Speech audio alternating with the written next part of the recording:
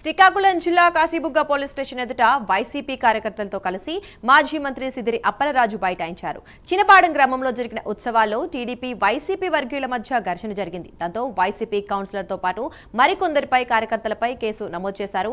ఇక అక్రమ అరెస్టులను ఖండిస్తూ కాశీబుగ్గ పిఎస్ ముందు బైఠాయించి నిరసన తెలిపారు.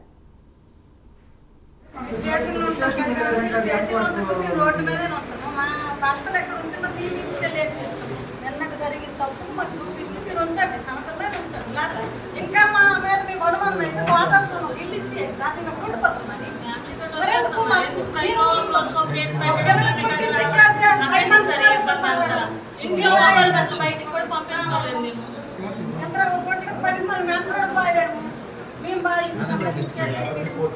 అందరికీ నమస్కారం.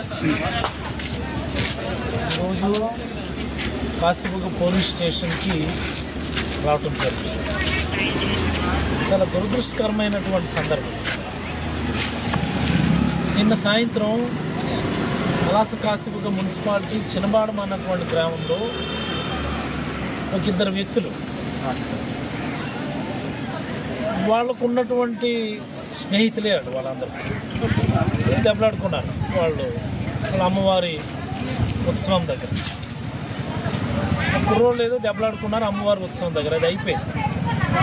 కానీ గొడవకు సంబంధం లేని, ఈ గొడవలో ఇన్వాల్వ్మెంట్ లేని, అత్యంత ప్రధానమైనటువంటిది రాజకీయాలకు సంబంధం లేనటువంటి అంశంలో ఆ వార్డు కౌన్సిలర్ మరనే కొంతమంది పెద్దల్ని నిన్న సాయంత్రం నుంచి పోలీసులు నిర్బంధించి రాత్రితో కూడా స్టేషన్లోనే ఉంచి ఇప్పటికీ కూడా ఎలాంటి సమాచారం ఇవ్వకపోవడం అన్నటువంటిది అత్యంత